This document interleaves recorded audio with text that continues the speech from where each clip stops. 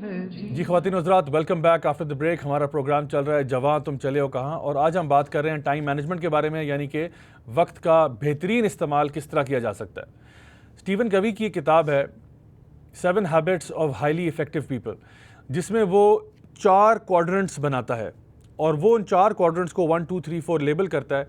और वो ये कहता है कि कुछ काम ज़िंदगी में ऐसे होते हैं जो कि अर्जेंट होते हैं और कुछ काम ऐसे होते हैं जो कि इम्पॉर्टेंट होते हैं। यानी कि कुछ काम ज़िंदगी में ऐसे होते हैं जो कि आपको फौरी तौर पे करने पड़ते हैं, और कुछ काम ऐसे होते हैं जो कि बड़े ज़रूरी होते हैं। कुछ काम ऐसे होते हैं जो कि फौरी भी होते हैं और ज़रूरी भी होते हैं, और कुछ काम होते हैं जो ना फौरी होते हैं ना ज़रूरी होते हैं। तो 4 किस्म की कैटेगरीज बनती हैं इसमें। अच्छा, जो क्वाड्रेंट 1 के काम हैं, यानी वो काम जो कि फौरी तौर पे करने वाले हैं और ज़रूरी भी बहुत हैं, इनमें वो काम आते हैं आमतौर पे जो कि मिसाल के तौर पे अगर आप स्कूल में या कॉलेज में पढ़ते हैं, तो अगर आपका कल एग्ज़ाम है तो ये उसके लिए पढ़ना फ़ौरी भी है और ज़रूरी भी है। यानी कल अगर एग्ज़ाम है तो परसों पढ़ने से फ़ायदा नहीं होगा, आज ही पढ़ना पड़ेगा उसके लिए। या अगर आपको कोई ऐसी डेडलाइन मिली हुई है जो कि कल या परसों ड्यू है, तो उसके लिए वो आज ही करनी पड़ेगी। हफ्ते बाद करेंगे तो फ़ायदा नहीं होगा, क्योंकि ये काम अब फ़ौरी तौर पर करना है और ज़रूरी भी है क्योंकि हमारा करियर है। इसी तरह से अगर नमाज का वक्त दाखिल हो गया है, मिसाल के तौर पे ज़ोहर की नमाज़ का वक्त दाखिल हो गया या असर की नमाज़ का वक्त दाखिल हो गया, तो ये अब फौरी है। आपने इसी टाइम के अंदर अंदर ये नमाज़ पढ़नी है। ये नहीं कि ज़ोहर का टाइम निकल गया और आप इशा के बाद जाके ज़ोहर की नमाज़ पढ़ रहे हैं। नहीं, ये फौरी भी है और ज़रूरी भी है, क्योंकि हमारा ज़िंदगी में जो मकसद है, वमा खलक़तुल जिन्ना वल इंसा इल्ला लियअबुदून। तो ये कुछ काम ऐसे होते हैं जो लेवल 1 में आते हैं, जो कि फ़ौरी भी होते हैं और ज़रूरी भी होते हैं। लेवल 2 में वो काम आते हैं जो कि फ़ौरी तो नहीं होते लेकिन ज़रूरी होते हैं। ये कौन से काम होते हैं? मसलन अपने आप को फिज़िकली फ़िट रखना। ये फ़ौरी तौर पर ज़रूरी नहीं है कि अभी इसी वक्त आप एक्सरसाइज शुरू कर दें या कल लाजमी आपने एक्सरसाइज करनी, ऐसा नहीं है। लेकिन ज़रूरी बहरहाल ये है कि आप अपनी सेहत का ख्याल रखें, क्योंकि जान है तो जहान है। अगर आप अपनी सेहत का आज ख्याल नहीं रखेंगे तो क्या होगा, जब आप 40 45 50 साल के होंगे तो आपका जिस्म इतना कमज़ोर हो चुका होगा कि अल्लाह माफ़ करे बहुत सारी बीमारियां, और वही सब कुछ जो आपने पहले किया था, पैसा कमाया था, वो सारा अब आपको मेडिकल खर्चात में लगाना पड़ रहा है। तो इसलिए अपनी सेहत का ख्याल रखना, अच्छी खुराकें खाना, एक्सरसाइज करना, वर्जिश करना, ये बड़ा ज़रूरी है। तो ज़रूरी ये नहीं है कि आप इसी वक्त या हर वक्त एक्सरसाइज करते रहें, लेकिन क्योंकि ये अहम काम है, इंपॉर्टेंट है, इसलिए लाजिमन आपके हफ्ते के अंदर कोई ना कोई ऐसे औकात ज़रूर होने चाहिए जहाँ पे आप कोई ना कोई फिज़िकल गेम खेलते हों, स्पोर्ट्स करते हों या कोई एक्सरसाइज करते हों। ये बहुत अहम है आपके लिए। तो क्वाड्रेंट 2 के अंदर वो काम आते हैं जो कि फौरी तो नहीं है लेकिन अहम बहरहाल है। इसी तरह से इसमें कोई ऐसी चीज़ें पढ़ना जो आपके करियर में आपको फ़ायदा देंगी, या जो इसको हम सेल्फ़ डेवलपमेंट कहते हैं, वो सारे काम जो सेल्फ़ डेवलपमेंट में आते हैं वो सारे के सारे क्वाड्रेंट 2 में आते हैं कि इंपॉर्टेंट बहुत हैं लेकिन शायद अभी वो इतने अर्जेंट नहीं है। और मैं समझता हूँ यही वो क्वाड्रेंट है जो अक्सर लोग मिस कर जाते हैं। ना वो मज़ीद इल्म हासिल करते हैं, ना अपने आप को डेवलप करते हैं। जहाँ पर नौकरी शुरू की थी 20 साल गुजरने के बाद भी वहीं पे खड़े हैं, क्योंकि अपने आप को डेवलप नहीं किया, ना फिजिकली डेवलप किया, ना मेंटली डेवलप किया, ना स्पिरिचुअली डेवलप किया। तो ये जो डेवलपमेंट सारी हो रही होती है वो क्वाड्रेंट 2 में हो रही होती है। फिर क्वाड्रेंट 3 के अंदर वो काम आते हैं जो कि अर्जेंट तो होते हैं लेकिन इंपॉर्टेंट नहीं होते। मसलन फौरी हैं, फौरी तौर पे करना ज़रूरी है लेकिन इतना अहम नहीं है। मसलन किसी ने कह दिया कि भाई ये काम कर दो और अभी चाहिए मुझे आपसे ये, तो ये किसी और का काम है और आपको अभी करना पड़ रहा है क्योंकि उसने कहा कि भाई अभी 5 मिनट में कर दो क्योंकि मैंने कहीं निकलना है, ऐसी बात है।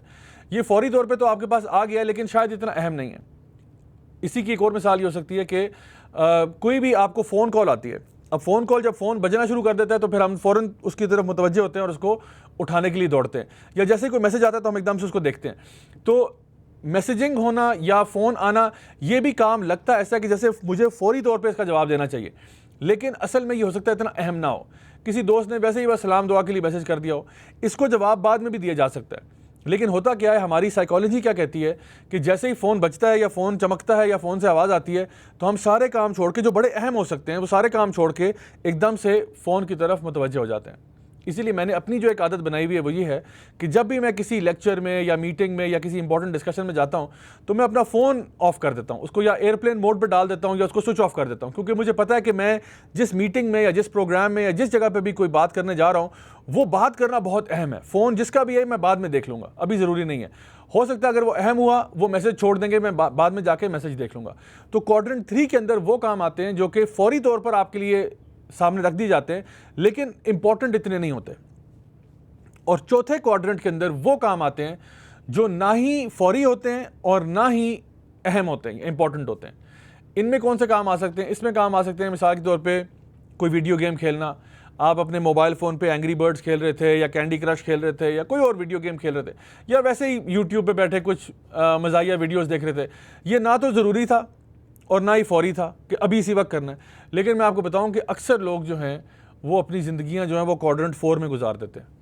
अक्सर लोग जो हैं अपने दिन का एक भरपूर हिस्सा उन कामों में लगा देते हैं जो ना फौरी तवज्जो चाहते हैं आपकी, और ना ही वो अहम है आपकी ज़िंदगी में, ना दुनिया के लिए और ना आखिरत के लिए। हमारा एक ऐसा मिजाज बन गया ख़ास तौर पे हमारी नौजवान नस्ल का कि हर वक्त अपने आप को एंटरटेन रखना, हर वक्त एंटरटेनमेंट तलाश करना। आपकी ज़िंदगी जो है ना वो एंटरटेनमेंट से बहुत ऊपर है। एंटरटेनमेंट ज़िंदगी में होनी चाहिए, मैं उसके मुखालिफ नहीं हूँ कि एंटरटेनमेंट ना हो, लेकिन एंटरटेनमेंट जो है ना वो आपकी लाइफ में पंक्चुएशन मार्क्स के तौर पे आती है। जैसे एक कॉमा आता है किसी पैराग्राफ में या फुल स्टॉप आता है। एंटरटेनमेंट पूरा पैराग्राफ नहीं होता। आपकी ज़िंदगी में बहुत से और काम हैं जो बड़े अहम हैं आपकी दुनिया के लिए या आपकी आखिरत के लिए। वो असल काम होते हैं करने वाले ज़िंदगी में। और एंटरटेनमेंट जो है ना वो उन कामों के बीच में आती है, आपको थोड़ी देर के लिए रिलैक्स करने के लिए, थोड़ी देर से आपके जहन को ज़रा खुश करने के लिए, आप ज़रा थोड़ा सा अपने बारे में अच्छा महसूस करें, फिर आप दोबारा उसी जोश और वलवले के साथ अपने एक्चुअल कामों की तरफ आएँ जो कि आपकी ज़िंदगी का असल मकसद था। जो मैंने ब्रेक से पहले आपको 3 सवाल दिए थे, वो सवाल दिए इसीलिए थे कि आप अपनी ज़िंदगी का मकसद का तयन करें। जब आपको मकसद समझ में आ जाएगा ना, तो मकसद समझ में आने के बाद हर दूसरा काम फिर आपको फजूल लग रहा होता है। मिसाल के तौर पे अगर मेरा मकसद है कि मैंने बहुत बड़ी कोई बिज़नेस एम्पायर खड़ी करनी है, मिसाल के तौर पे मेरा अगर मकसद है कि मैंने कोई बहुत बड़ा बिज़नेस खड़ा करना है, ठीक है, अब उस मिशन के रास्ते में मैं अगर सारा दिन बैठ के पबजी और फोर्टनाइट खेलता रहता हूँ तो मेरा मिशन तो नहीं पूरा होगा। इस तरह से बिज़नेस बैठे बैठे तो नहीं पूरा हो जाएगा। क्यों? क्योंकि मैंने जो असल काम करने वाला था उसको छोड़ दिया और डिस्ट्रैक्शन में अपना टाइम लगा दिया। इसीलिए मैंने आपको आज की इस टॉक से शुरू में कहा था कि आजकल टाइम मैनेजमेंट जो है ना वो बहुत ज़्यादा इस चीज़ का नाम है कि अपने आप को डिस्ट्रैक्शन से बचाना, अपने आप को साइड ट्रैक होने से बचाना और अपने काम पर फोकस करना जो काम आपको दिया गया है।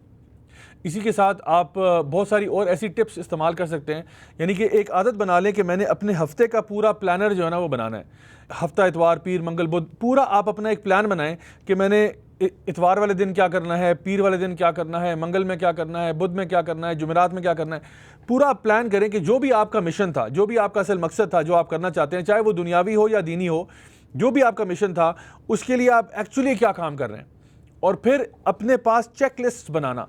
यानी चेक लिस्ट के बारे में भी आपको पता है कि यानी साइकोलॉजिकली स्पीकिंग हम जब बात करते हैं नफ्सियाती तौर पे, इसका बड़ा एक अच्छा असर होता है इंसान के ऊपर जब वो एक चीज़ पेपर पर लिखता है और कहता है आज मैंने 1 2 3 4 काम करने, और फिर जब वो एक काम कर लेता है उसको टिक कर देता है कि बस ये काम हो गया, दूसरा काम हो गया। तो इंसान को ना अपने बारे में एक अच्छी फीलिंग आती है, उसकी सेल्फ इस्टीम को फ़ायदा होता है और वो अपने बारे में एक अच्छा तासुर रखता है। और आपका अगर अपने बारे में अच्छा तासुर है तो अल्हम्दुलिल्लाह फिर आप ज़िंदगी में कामयाब होंगे, क्योंकि फिर आप दूसरों की बातों में नहीं आते, आप कमतर नहीं महसूस करते या कमतरी का शिकार नहीं होते, और आप अपने बारे में एक अच्छा खुद एतमादी आपके अंदर पैदा होती है कि अल्हम्दुलिल्लाह मैं कोई बिल्कुल नाकारा और नाकाम आदमी नहीं हूँ। अल्हम्दुलिल्लाह मैं अगर सुबह के टाइम अपनी एक लिस्ट बनाता हूँ तो मैं उनमें से कई चीज़ों को टिक करता हूँ। एन मुमकिन है कि अगर आपने 8 चीज़ें लिखी हैं उस लिस्ट में, उसमें से 2-3 रह जाएं, ये मसला नहीं है। इंपॉर्टेंट चीज़ क्या है कि आप लिस्ट ज़रूर बनाएं, क्योंकि अगर आपके पास लिस्ट ही नहीं है तो फिर आप ट्रैक नहीं कर सकते कि आपने कोई काम किया भी या नहीं किया। वो कहते हैं ना कि if you fail to plan then you plan to fail. अगर आप प्लानिंग ही नहीं करेंगे ना तो फिर आप कामयाबी का अंदाज़ा कैसे लगाएंगे। तो इसलिए हर रोज़ आप अपनी एक लिस्ट बनाएं कि मैंने आज जो भी काम है दुनिया से उनका ताल्लुक़ हो या आखिरत से हो, क्या ये मैं आज काम पूरे कर रहा हूँ। और ख़ास तौर पर मैं मुसलमान होने के नाते ये समझता हूँ कि हमारा जो पूरा दिन की जो रूटीन है वो हमारी नमाज़ों के इर्द गिर्द होनी चाहिए। कि सबसे पहले मैं सुबह उठूँगा, तहज्जुद की नमाज़ अगर पढ़ते हैं तो बहुत अच्छी बात है, तहज्जुद की नमाज़ पढ़ूँगा, फिर मैं फ़जर की नमाज़ पढ़ूँगा, फ़जर के बाद मैं अपना कुछ टाइम जो है वो ये काम करने में लगाऊँगा, उसके बाद नाश्ता होगा, उसके बाद मैं अपने यानी ज़ोहर के आसपास ये काम करूँगा। अगर मेरी कोई मीटिंग है तो वो या ज़ोहर से पहले होगी या ज़ोहर के बाद होगी। फिर मेरा असर तक मैंने क्या करना है, असर के बाद कुछ अगर प्लान है, फिर इसी तरह मगरिब है, इशा है। तो एक मुसलमान के लिए जो बेस्ट स्केड्यूल है या बेस्ट रूटीन है वो ये है कि वो अपनी नमाज़ों को पहले अपने प्लानर पर डाले और फिर अपने सारे दिन की एक्टिविटी उसके आसपास उसको एडजस्ट करता रहे। अगर आपका इस तरह से टाइम मैनेजमेंट होगी तो यकीन करें अल्लाह ताला खुद आपके काम में, आपके टाइम में, आपके एफर्ट्स में बहुत बरकत डालेगा और यकीनन आपको दुनिया और आखिरत दोनों की कामयाबी नसीब होगी। मैं दुआ करता हूँ कि अल्लाह ताला हम सबको अपने वक्त का सही तरीके से इस्तेमाल करने की तौफीक अता फरमाए। अगले प्रोग्राम तक के लिए इजाज़त दीजिएगा। वस्सलामु अलैकुम व रहमतुल्लाहि व बरकातहू।